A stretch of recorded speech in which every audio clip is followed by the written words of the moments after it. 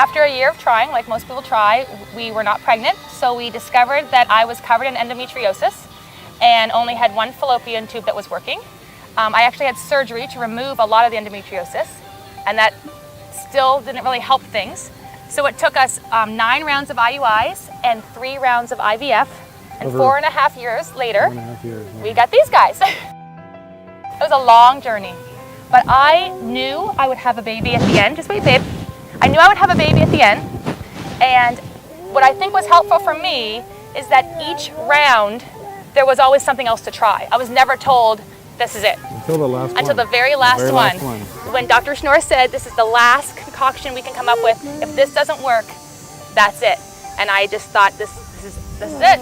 And then we got them. When we would go to Dr. Schnorr's office and wait for my appointments, which were many, he had a TV screen running with slides, and one slide was always a picture of this picnic.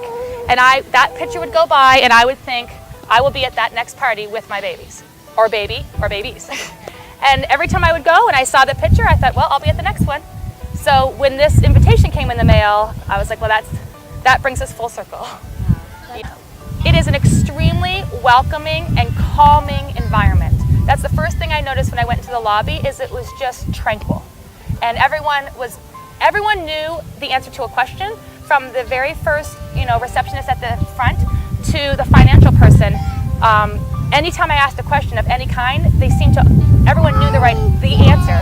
It wasn't like they had to go ask somebody else, they had to go check for this person, and I thought, this is a cohesive environment where they all know from the beginning to the end what's going to happen. So I loved it there. I'm a doctor, and I would say Dr. Schnorr is among the top 3 doctors I've ever worked with.